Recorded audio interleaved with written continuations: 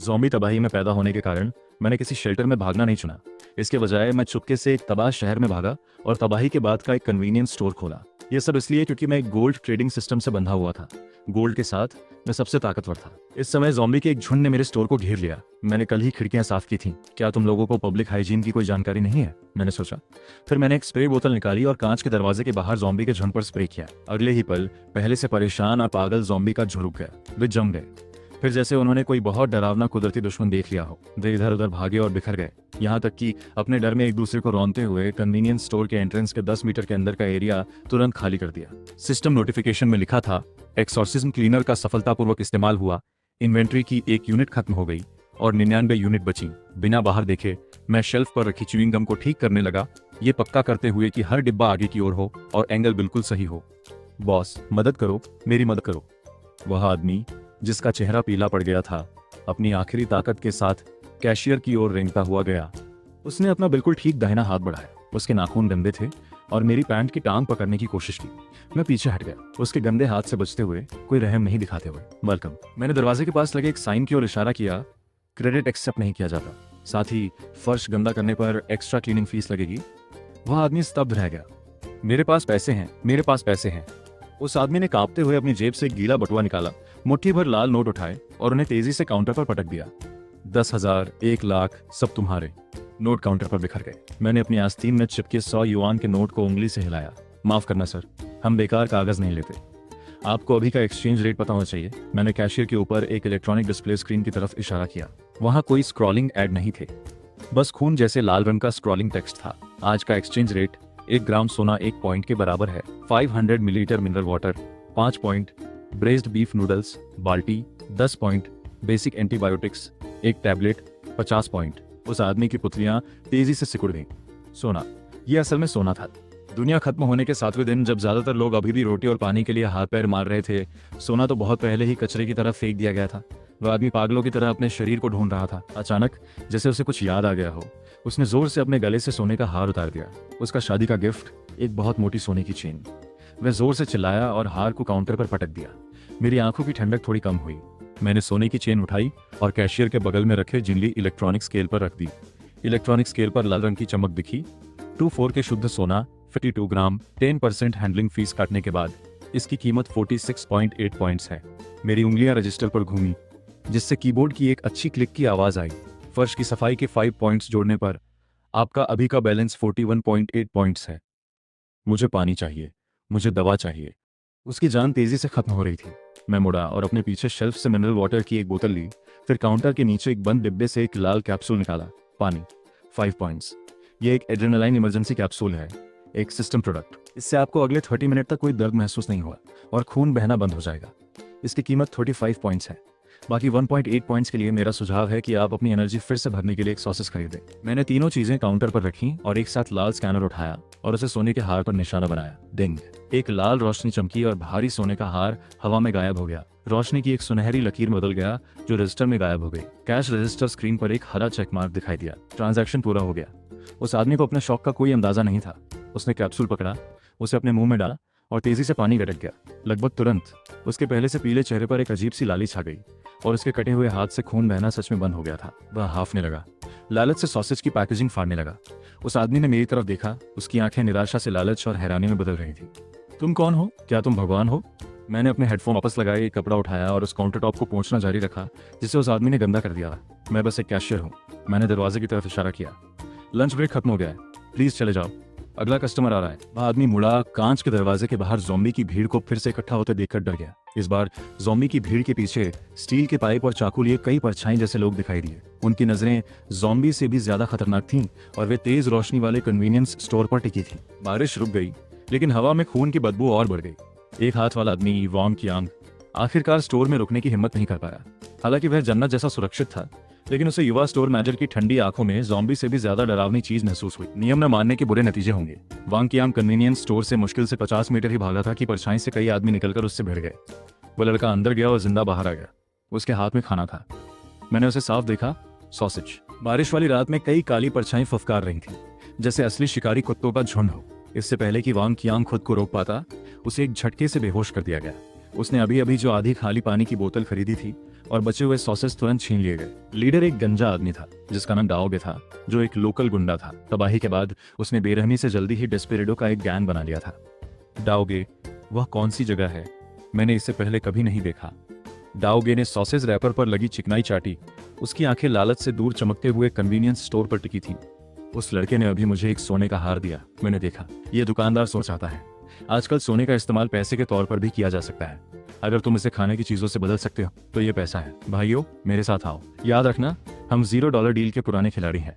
और अगर दुकानदार को नहीं पता कि उसके लिए क्या अच्छा है, उसने गला काटने वाला इशारा किया।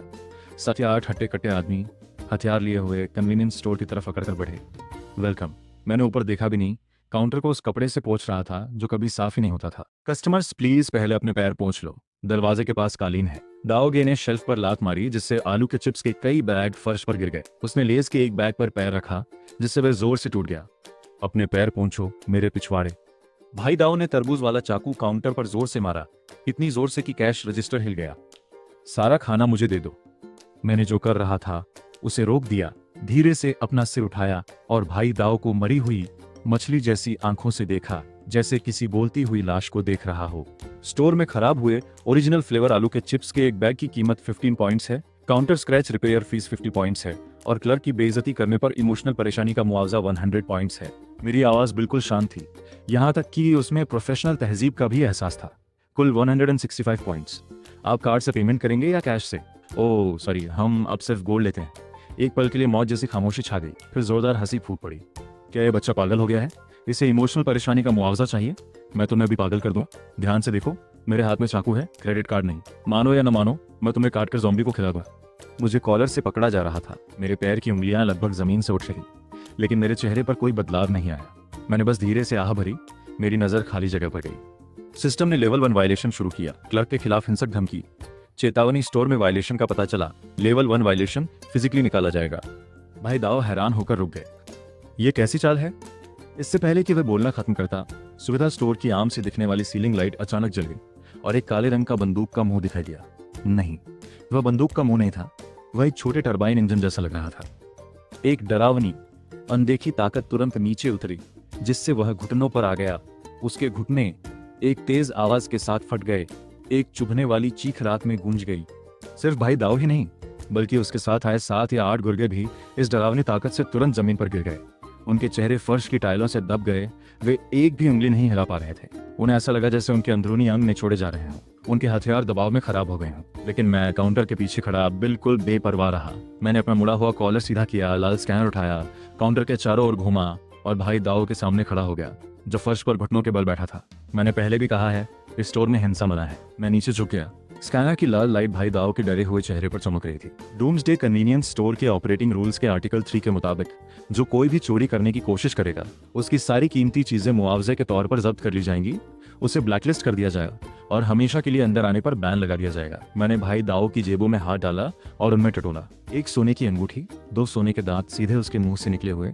सिस्टम उन्हें रिसाइकल होने वाला सोना मानता है। और एक लग्जरी घड़ी। सोने की अंगूठी का वजन 4 ग्राम था, सोने के दांत का 8 ग्राम जिसमें गंदगी थी।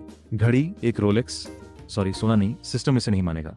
मैंने नफरत से उस कीमती रोलेक्स को जमीन पर फेंक दिया और सिर्फ सोना ले लिया। पिछले मुआवजे से 165 पॉइंट्स काटने के बाद तुम्हें अभी भी स्टोर को 30 पॉइंट्स देने हैं, लेकिन ये देखते हुए कि तुमने वो दांत दिए हैं, मैं इस बार इसे जाने दूंगा। मैं खड़ा हुआ और छत पर उंगलियां चटकाई।